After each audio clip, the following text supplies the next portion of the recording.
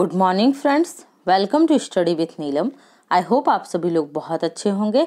आज है 5 फरवरी और 5 फरवरी के सभी बेस्ट करंट अफेयर्स क्वेश्चन लेके मैं आपके सामने आई हूँ नीलम। चलिए तो शुरू करते हैं फटाफट।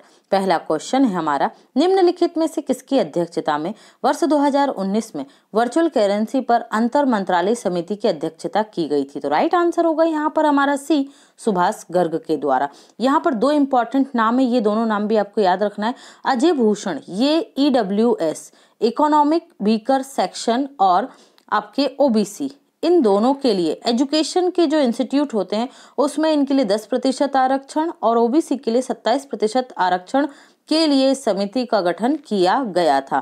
ओके, जया जेटली समिति, तो इन्हें भी आप याद रखिएगा। लड़कियों के जो मैरिज की एज है उसे 18 वर्ष से बढ़ाकर 21 करने के लिए जया जेटली समिति की अध्यक्षता में ये डिसीजन लिया गया था। ओके, कानून बना नहीं है, अभी लोकसभा की समितियों के पास है, कानून बनेगा। तो यहाँ हम देख लेते हैं सुभाष चंद्र गर्ग समिति के बारे में। वित्त मंत्री ने बजट में किसी भी वर्चुअल डिजिटल एसेट के ट्रांसफर होने से होने वाली आय पर 30% टैक्स लगाने की घोषणा की है। सुभाष चंद्र गर्ग ने 2019 में वर्चुअल करेंसी पर अंतर मंत्रालय समिति की अध्यक्षता की थी। कब बनी थी ये समिति? 2019 में बनी थी। पहली चीज याद रखनी है। ओके, सुभाष गर्ग समिति का संबंध किससे है? तो वर्चुअल करेंसी के लिए गठित की गई समिति से है। इस समिति ने बिटकॉइन जैसी क्रिप्टो करेंसी पर प्रतिबंध लगाने की सिफारिश की थी। याद रखिएगा, इस समिति की सिफारिश क्या थी कि क्रिप्टो करेंसी जैसे डिजिटल करेंसी पर प्रतिबंध लगाया जाए। इस समिति ने क्रिप्टो व्यवसाय को विनियमित करने मतलब कानून बनाने की बात कही थी, लेकिन कानून नहीं बनाया गया है। ये भी अभी कहां पर है? लोकसभा के पास है। हालांकि बजट में घोषणा कर दी गई है कि डिजिटल ट्रांसफर पर कितना प्रतिशत टैक्स वसूलेगी सरकार? 30% टैक्स वसूल करेगी। क्लियर। नेक्स्ट है, क्या भारतीय संविधान के अनुच्छेद 21 के तहत मरने का अधिकार शामिल है? देख लेते हैं पॉइंट। जीवन के अधिकार के तहत मरने का अधिकार शामिल है? नहीं, मरने का अधिकार संविधान में नहीं दिया गया है। ए और बी दोनों, उपरोक्त में से कोई नहीं। राइट आंसर होगा यहाँ पर हमारा बी। हमारे संविधान में जीने की स्वतंत्रता दी गई है, मरने की स्वतंत्रता नहीं है। हाल ही में उत्तर प्रदेश में मेडिकल कॉलेज के छात्रों के ने इच्छा मृत्यु के लिए राष्ट्रपति से अनुमति मांगी है।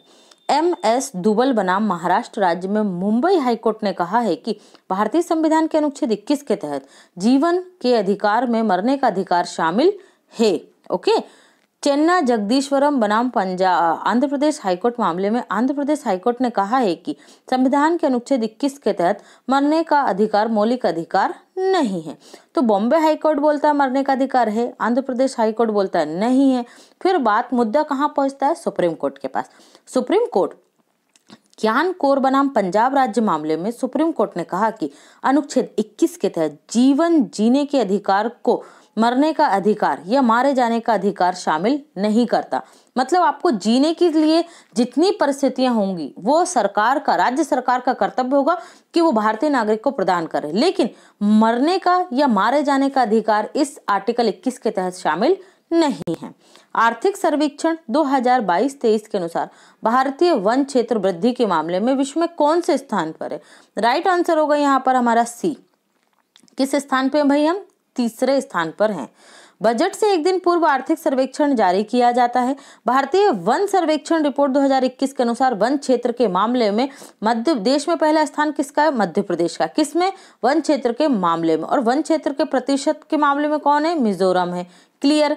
विश्व वन क्षेत्र का भारत में कितने प्रतिशत पाया जाता है? 2%, लगभग 24% हमारे देश में है। तो वो पूरे विश्व का कितना है? 2% है। वन क्षेत्र वृद्धि के मामले में भारत का स्थान विश्व में तीसरा आता है। कौन सा है? तीसरा। ये आंकड़ा कब का है? 2020 का। ओके, जबकि वन क्षेत्र के मामले में मतलब जो हमारा ये वाला वन क्षेत्र 24%, इसकी बात की जाए तो ये विश्व में हम कौन से स्थान पर रैंक रखते हैं? 10वें स्थान पर। दोनों डाटा याद रखिए। वन क्षेत्र की वृद्धि में भारत का विश्व में स्थान तीसरा है, और अगर वन क्षेत्र की बात की जाए तो हम कौन से स्थान पर आते हैं? विश्व में 10वें स्थान पर आते हैं।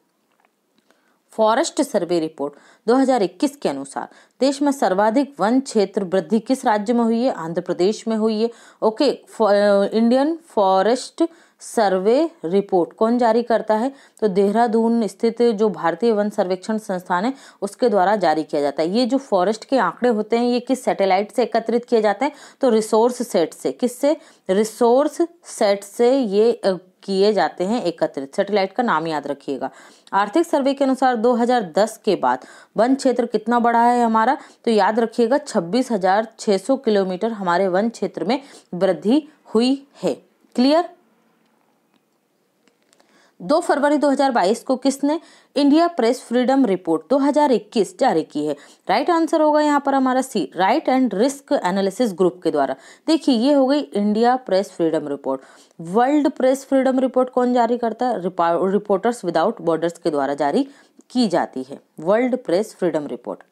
2 फरवरी 2022 को प्रेस फ्रीडम इंडिया रिपोर्ट 2021 जारी की गई। यह report rights and risk analysis group के द्वारा जारी की जाती है। इसके तहत देश में पत्रकारिता और पत्रकारों की स्वतंत्रता तथा सुरक्षा से संबंधित आंकड़ों को दर्शाया जाता है। इस रिपोर्ट के अनुसार पत्रकारों पर सर्वाधिक हमले 3 राज्यों में होते हैं, J&K, यूपी और MP में। रिपोर्ट के अनुसार पत्रकारों की स्वतंत्रता में वर्तमान में कमी दर्ज की गई है इस रिपोर्ट के अनुसार। याद रखिएगा। वर्ल्ड प्रेस फ्रीडम इंडेक्स कौन जारी करता है? रिपोर्टर्स विदाउट बॉर्डर्स ऑर्गेनाइजेशन के द्वारा जारी की जाती है।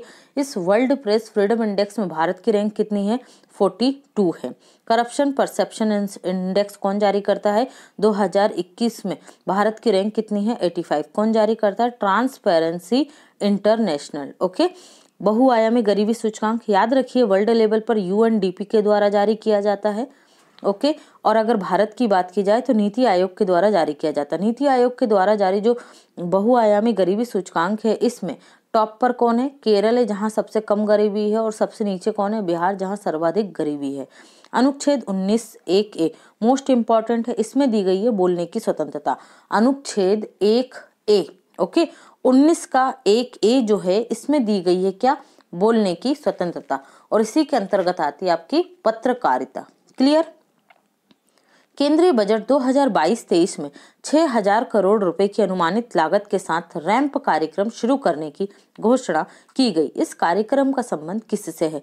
राइट आंसर होगा डी, MSME सेक्टर से। MSME सेक्टर से इसका संबंध है। 1 फरवरी 2022 को प्रस्तुत किए गए बजट 2022-23 के अंतर्गत रैंप कार्यक्रम की घोषणा की गई। रैंप कार्यक्रम का संबंध माइक्रो स्मॉल मीडियम एंटरप्राइजेस अर्थात सूक्ष्म लघु और मध्यम उद्योग से है।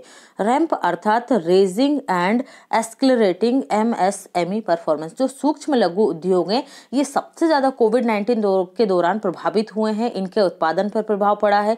तो इसके लिए सरकार जो हमारे देश की औद्योगिक इंडस्ट्रीज की रीढ़ की हड्डी कहे जाते हैं MSME सेक्टर, इसमें सुधार करने के लिए रैंप कार्यक्रम को लेकर आई है। ओके, याद रखिएगा। और जो एक और योजना आप याद रखेंगे PM डिवाइन योजना। ओके, PM डिवाइन योजना इसका फुल फॉर्म है प्रधानमंत्री नॉर्थ ईस्ट डेवलपमेंट कार्यक्रम। प्रधानमंत्री नॉर्थ ईस्ट डेवलपमेंट कार्यक्रम उत्तर पूर्वी क्षेत्र के विकास के लिए है PM डिवाइन योजना। क्लियर? पृथ्वीजर पुरस्कार याद रखिएगा। पृथ्वीजर पुरस्कार किस क्षेत्र में दिया जाता है? वास्तुकला या आर्किटेक्चर के क्षेत्र में। वास्तुकला या आर्किटेक्चर के क्षेत्र में। राजकोषीय घाटा 2022-23 में कितना रहा? तो याद रखिएगा राजकोषीय घाटा 2022-23 में 6.4% रहा। कितना रहा? 6.4% रहा है। ओके, और आर्थिक वृद्धि कितनी रहने का अनुमान व्यक्त किया गया है आर्थिक सर्वेक्षण में? तो आर्थिक वृद्धि जो हमारे बजट है उसमें 9.27%। कितना? 9.27%। और आर्थिक सर्वेक्षण में 8 से 8.5%। क्लियर? दोनों का याद रखिएगा। नेक्स्ट है हाल ही में 1 फरवरी 2022 को प्रोजेक्ट 75 की 5वीं पनडुब्बी कलवरी श्रेणी में अपने समुद्री परीक्षण की यात्रा शुरू की है। कौन सी है वो पनडुब्बी? आपको पहचानना है। राइट आंसर होगा हमारा ए, INS वागीर। प्रोजेक्ट 75 की 5वीं पनडुब्बी कलवरी श्रेणी की INS वागीर का 1 फरवरी 2022 को समुद्री परीक्षण प्रारंभ हुआ। प्रोजेक्ट 75 क्या है? इसके तहत स्कॉर्पियन श्रेणी की पनडुब्बियों का निर्माण किया जाएगा। कौन कौन करेगा? भारत और फ्रांस करेगा। भारत इसमें फ्रांस की सहायता लेगा। इसके तहत कितनी पनडुब्बियों का निर्माण किया जाएगा? 6। ओके, इसका निर्माण कहाँ किया जाएगा? Mazagaon dock limited Goa, Mazagaon dock limited Goa में किया जाएगा। तो कौन कौन सी 6 होंगी? INS कलवरी, INS खांदेरी, ये दोनों को शामिल कर लिया गया, कमीशन कर लिया गया है। INS करंज और INS वेला ये अपने परीक्षण के दौरान चल रही हैं और INS वागीर अपना परीक्षण शुरू कर चुकी है और INS वगशीर ये अपने निर्माण में चल रही है। तो इन सभी को याद रखें। आपसे पूछा जा सकता है कि इनमें से कौन सी एक कलवरी श्रेणी की या प्रोजेक्ट 75 की सबमरीन नहीं है। तो आपको पता होना चाहिए कलवरी, खंदेरी, करंज, वेला, Vagir, Vagsheer. Okay.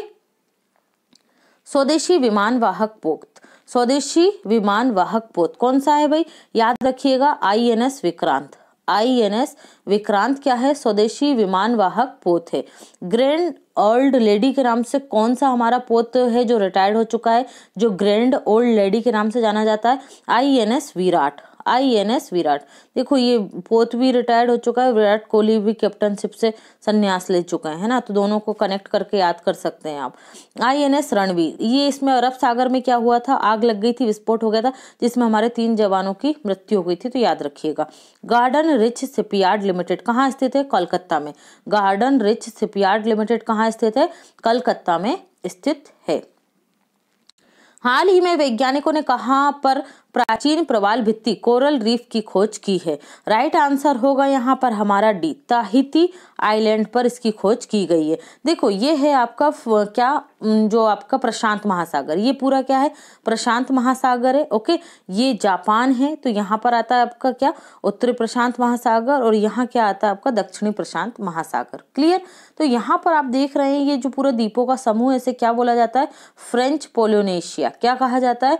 French Polynesia कहा जाता है। ओके, इस फ्रेंच पोलिनेशिया में बहुत सारे देश हैं, ठीक है, द्वीपीय देश कहेंगे जिन्हें हम। तो इन्हीं में से एक द्वीपीय देश है आपका क्या? ताहिती। कौन सा है? ताहिती। ओके, यहाँ आप ये देख रहे हैं, ठीक है, ताहिती आइलैंड है। तो इसी ताहिती आइलैंड में खोजी गई है प्रवाल भित्ति। ये आप इसका मैप देख रहे हैं, ये ऐसे दिखता है ताहिती। ओके, और कोराल क्या होती है? तो ये जो शैवाल होते हैं, ठीक है, समुद्र के अंदर, इन्हें क्या कहा जाता है? कैल्शियम कार्बोनेट के बने होते हैं, इन्हें कोराल कहा जाता है। ऑस्ट्रेलिया के पूर्व में प्रशांत महासागर में स्थित फ्रेंच पोलिनेशिया के सबसे बड़े द्वीप ताहिती में प्राचीन प्रवाल भित्ति की खोज की गई है। प्रवाल शैवाल के साथ सहजीवन में रहते हैं। जब शैवाल प्रवाल से अलग हो जाते हैं या प्रवाल रंगहीन हो जाते हैं, सफेद हो जाते हैं। ओके, यहाँ पर अभी जो हमने पीछे देखा कि क्या हुआ, यहाँ पर जो ये कलरफुल आपको दिख रहा है, ठीक है, ये कलर, ये जब ये कलर निकल जाता है, रंगहीन हो जाते हैं, ओके, व्हाइट हो जाते हैं, तब इस प्रक्रिया को क्या कहा जाता है? बहुत बार पूछा जाता है, ये कहा जाता है प्रवाल विरंजन। भारत में प्रवाल निर्मित द्वीप कौन सा है? बहुत बार क्वेश्चन आता है, लक्षद्वीप है। विश्व की सबसे बड़ी प्रवाल भित्ति आपको कहाँ मिलेगी? पूर्वी ऑस्ट्रेलिया। जो ऑस्ट्रेलिया द्वीप है इसके पूर्वी किनारे पर आपको मिलेगी, जिसे क्या कहा जाता है? ग्रेट बैरियर रीफ कहा जाता है। रिंग ऑफ फायर किस प्रशांत महासागर में स्थित है? जहां पर बहुत ज्यादा तूफान, चक्रवात और ज्वालामुखी विस्फोट होते हैं, भूकंप आते हैं, तो ये कहाँ पर है आपका? रिंग ऑफ फायर प्रशांत महासागर में।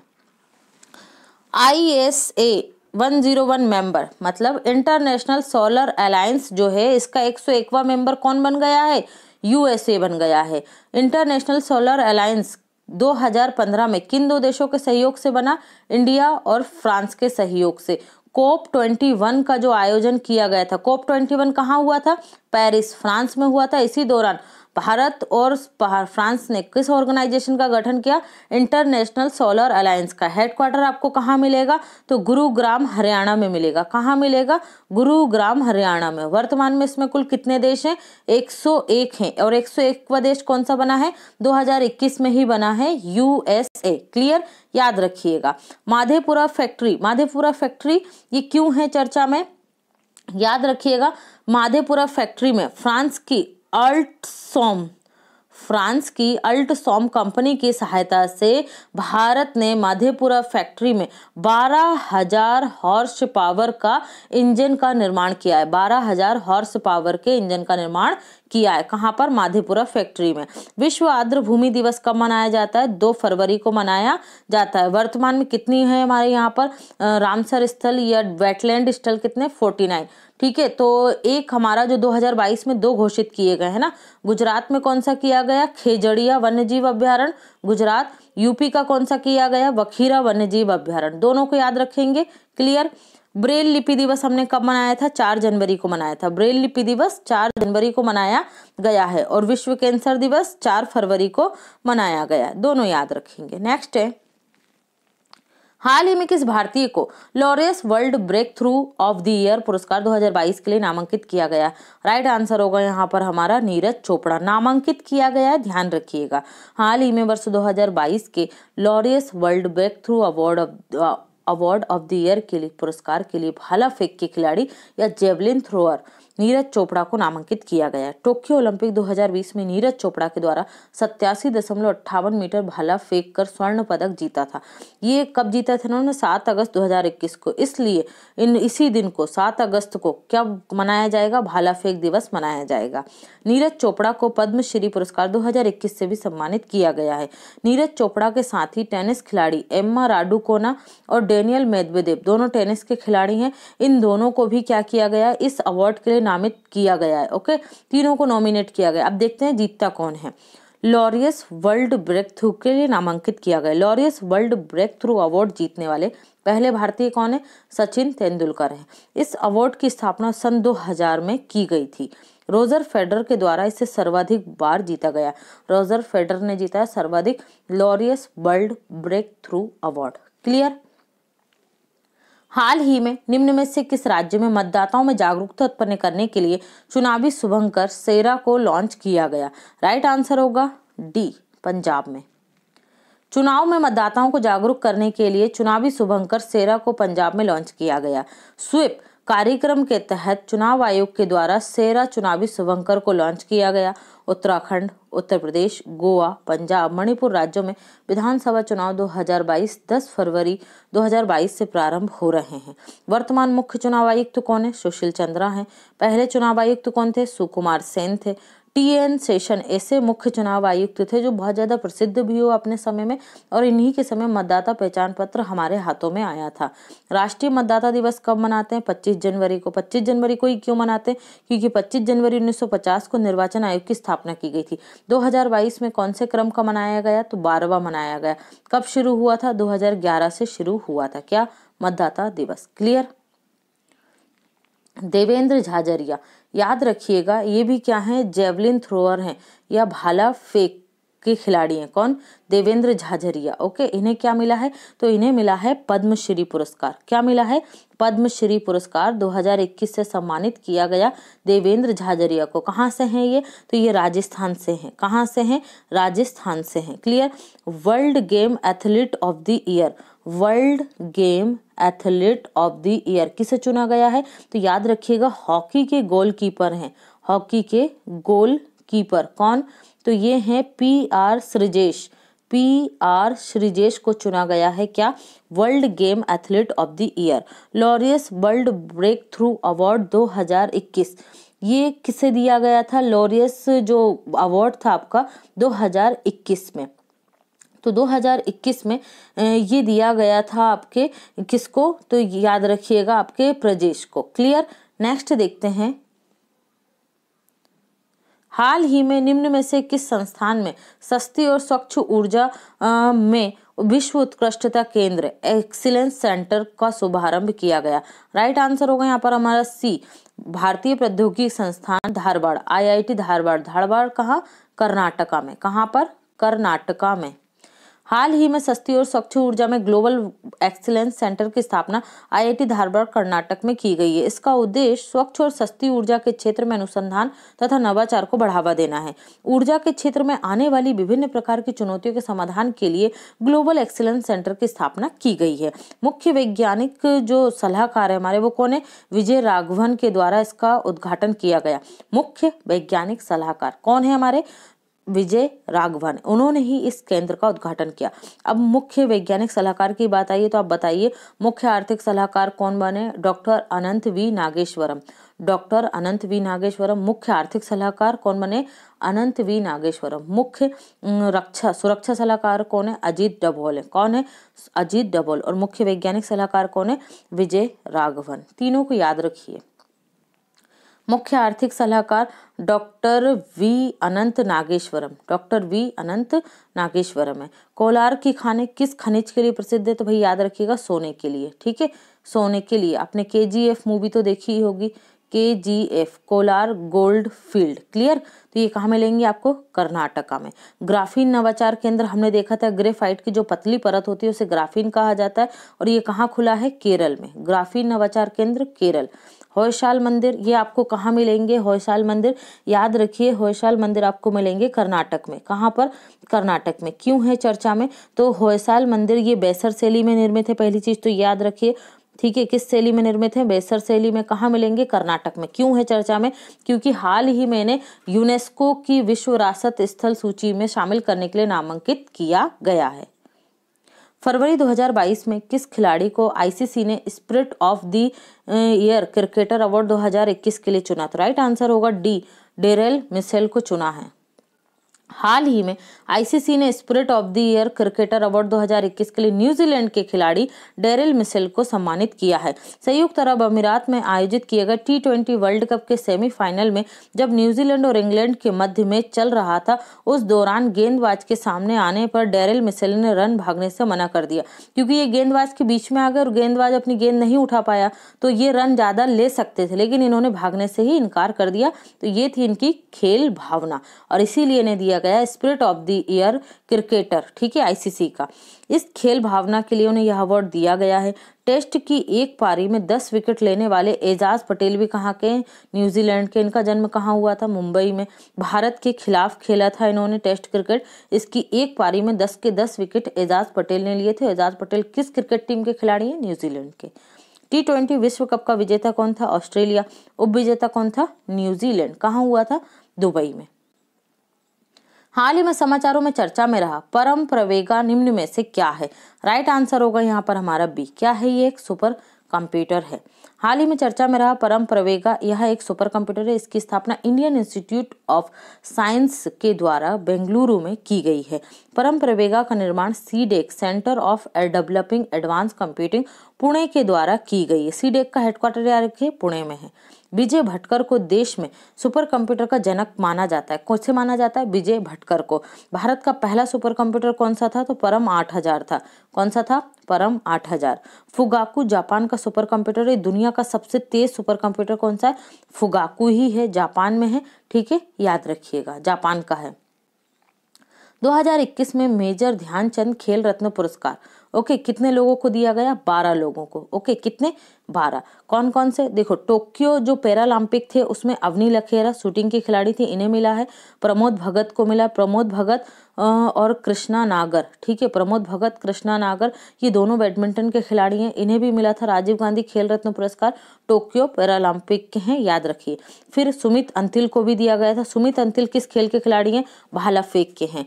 और आपके मनीष नरवाल को भी दिया गया था। मनीष नरवाल भी ये टोक्यो ओलंपिक के। इन 5 खिलाड़ियों को दिया गया। फिर इसके बाद नीरज चोपड़ा को मिला था आपका राजीव गांधी खेल रत्न पुरस्कार।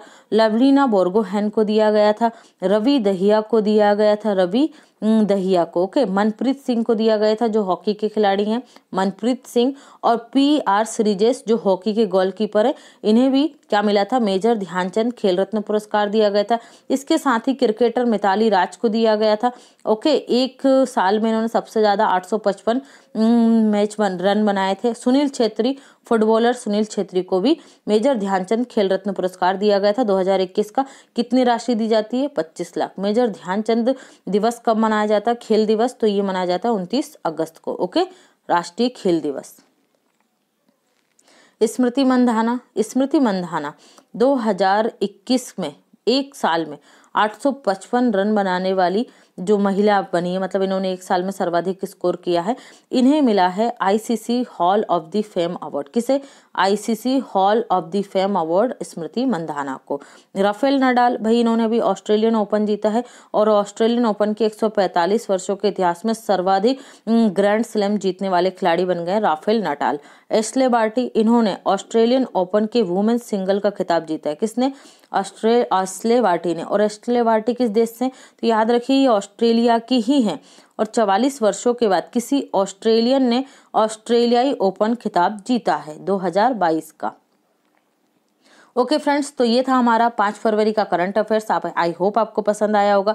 पसंद आया वीडियो को ज़्यादा से ज़्यादा लाइक कीजिए, शेयर कीजिए और चैनल को सब्सक्राइब करना मत भूलिए। Thanks for watching and take care.